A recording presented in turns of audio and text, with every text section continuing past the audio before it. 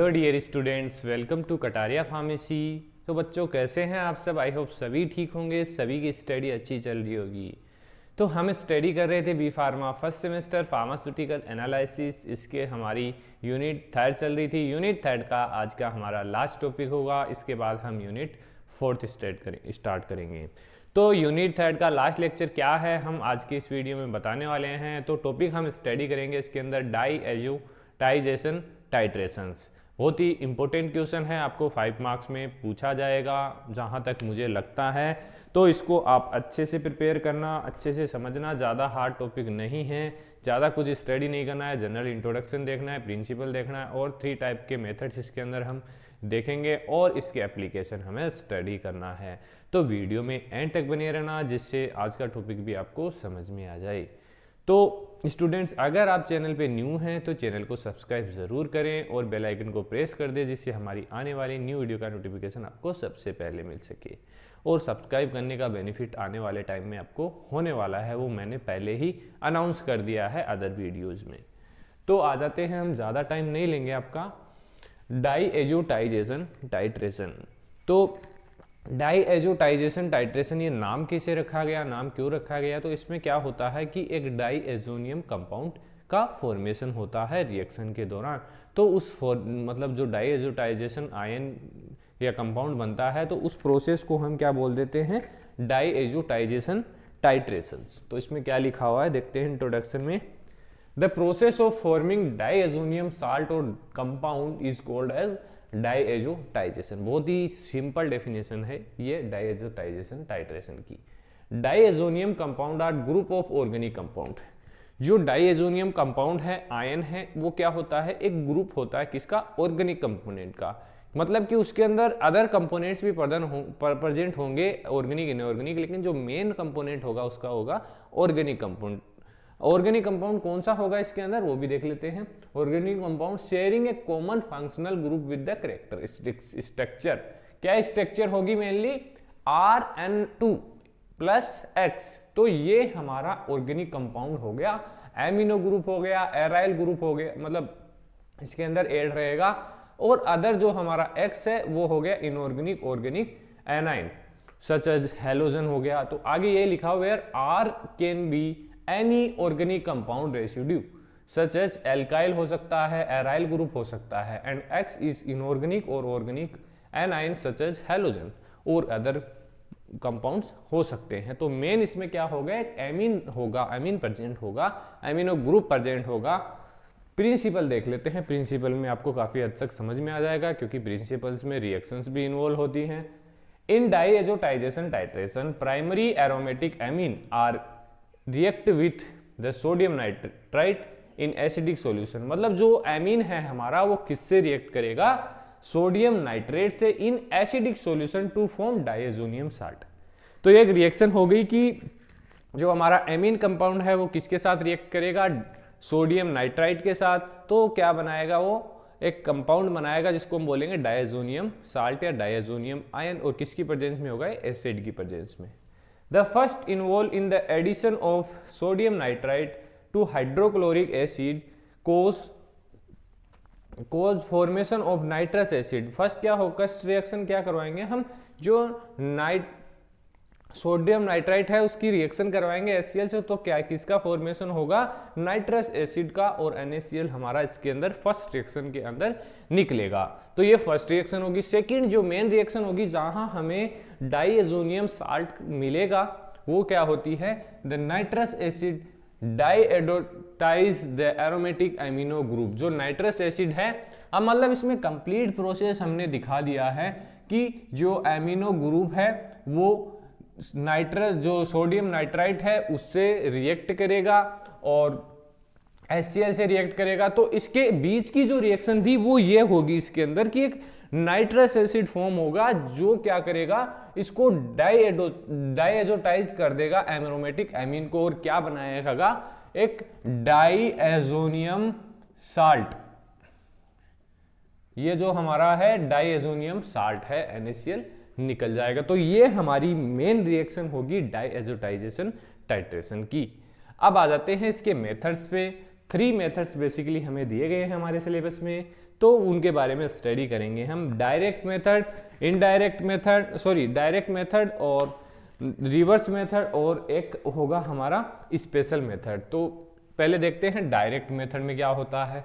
तो direct method का simple mean है कि जो हम प्रोसेस फॉलो कर रहे हैं, जो प्रोसीजर हम फॉलो कर रहे हैं, उसके अकॉर्डिंग ही हमें चलना होता है। इन case of direct titration 1 mole of drug is treated with, जो 1 मोल होगा ड्रग का, वो कितने अमाउंट ऑफ HCl से ट्रीट होगा, 3 mole of the concentrated HCl। Basically हम कंसंट्रेटेड HCl हमारे रिएक्शन के अंदर यूज कर रहे हैं। टेम्परेचर इज लोअर, इस कंडीशन में क्या होगा, टेम्परेचर बहुत ही कम होगा, 4 डिग्री सेल्सियस होगा। तो इसको कैसे मेंटेन किया जाएगा, बाय यूजिंग आइस और आइस कोल्ड सॉल्यूशन एक्सटर्नली हम यूज करेंगे टू द रिएक्शन मिक्सचर। आगे क्या है, titration is carried out by using 0.1 molar sodium nitrate. Sodium nitrate हम यूज कर ही रहे हैं, HCl हम यूज कर ही रहे हैं, और एंड पॉइंट डिटेक्ट करेंगे किसकी मदद से, एक्सटर्नल इंडिकेटर हम इसके अंदर यूज करेंगे। सिंपल जो टाइट्रेशन हम फॉलो कर रहे हैं, यही रिएक्शन इसके अंदर इन्वॉल्व होगी। अब आ जाते हैं रिवर्स मेथड पे। रिवर्स थोड़ा इससे अलग हो जाएगा। This method is employed when resulting diazonium salt is insoluble. ये कब यूज की जाती है, जब जो डायज़ोनियम साल्ट है हमारा वो इनसोल्यूबल हो। तो इस कंडीशन में हम रिवर्सिबल मेथड का यूज करते हैं, लाइक नेप्थेलामीन, सल्फोनिक एसिड, जो डायज़ोनियम साल्ट है वो इनसोल्यूबल होते हैं। तो zwitterion are form in such case. तो क्या बनता है इस कंडीशन में, ज्यूटर आयन बन जाता है। अब ज्यूटर आयन हम यहाँ पर आपको नहीं बताएंगे क्योंकि बहुत डीपली चला जाएगा। काफी स्टूडेंट्स को पता होगा ज्यूटर आयन क्या होता है, क्योंकि 11th-12th में भी आपने स्टडी किया होगा। तो ion are form in such case which are difficult to solubilise. मतलब इसमें क्या हो जाता है कि पहले देखा हमने कि इनसोल्यूबल होता है, तो ज्यूट्राइन फॉर्म होता है ना, तो उस कंडीशन में क्या हो जाता है कि जो हमारा डायज़ोनियम साल्ट है वो सोल्यूबल नहीं हो पाता है। In those condition amino solution is first treated with NaNO3 and resulting solution run into HCl। तो इस कंडीशन में क्या किया जाता है, इसको अवॉइड करने के लिए जो फर्स्ट रिएक्शन होगी एमिनो एसिड की, वो करवाएंगे किससे, सोडियम नाइट्राइट से। देन उस जो रिजल्टिंग सॉल्यूशन होगा उसको हम HCl में ट्रांसफर करेंगे। तो ये थोड़ा डिफरेंट हो गया। अब आगे देख लेते हैं हमारा स्पेशल मेथड। थर्ड है हमारा स्पेशल मेथड, जो डायज़ोटाइजेशन टाइट्रेशंस का। तो इसमें क्या होता है वो देख लेते हैं हम।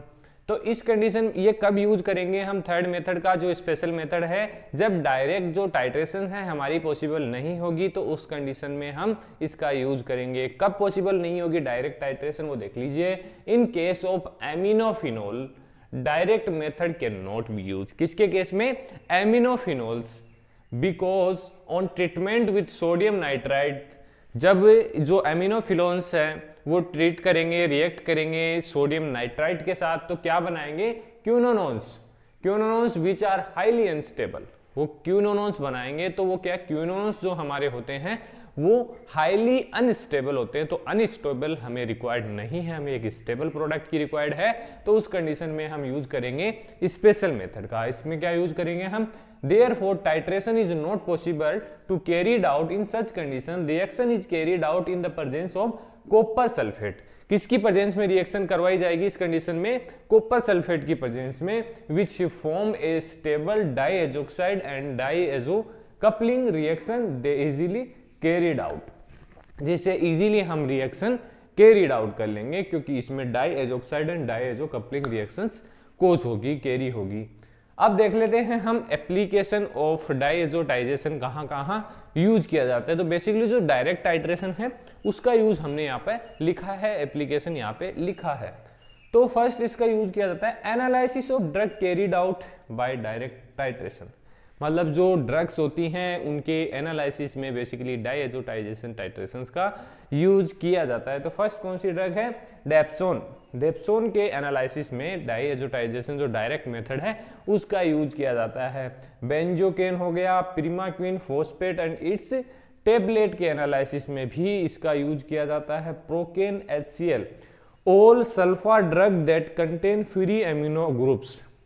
मतलब जो सल्फा ड्रग्स हैं जो फ्री एमिनो ग्रुप प्रेजेंट है, मतलब फ्री एमिनो ग्रुप है, उसके अंदर कोई एमिनो ग्रुप प्रेजेंट नहीं है, उन सभी के एनालिसिस के लिए डायएजोटाइजेशन टाइट्रेशन यूज किए जाते हैं। इसके अलावा भी अदर एप्लीकेशंस हैं, उनको देखने के लिए आप बुक की हेल्प ले सकते हैं ताकि और ज़्यादा आपको समझ में आ जाए, मतलब एग्जाम्पल्स मिल जाएं। बाकी इतना काफ़ी है, आप इतना कर लेंगे तो आपके एग्ज़ाम के लिए बहुत अच्छा होगा, पेपर भी अच्छा जाएगा। तो स्टूडेंट्स लास्ट में एक बात और कहना चाहता हूँ, अगर आपने अभी तक हमारे टेलीग्राम चैनल और इंस्टाग्राम पेज को आपने फॉलो नहीं किया है तो अभी जाके फॉलो कर लीजिए, वहाँ पे भी आपको इन्फॉर्मेशंस मिलती रहती हैं। टेलीग्राम ग्रुप आप ज्वाइन कीजिए, पर्सनल मैसेज कर सकते हैं मुझे, नोट्स परचेज कर सकते हैं, और अदर जो भी अपन अनाउंस करते हैं हम तो टेलीग्राम चैनल पे ही अनाउंस करते हैं, तो वहाँ जाके आप ज्वाइन कीजिए, आपको उसका भी बेनिफिट होने वाला है। तो बस बने रहिए हमारे साथ, ऐसे ही सपोर्ट करते जाइए, रेगुलर लेक्चर्स आप सभी के लिए आते रहेंगे।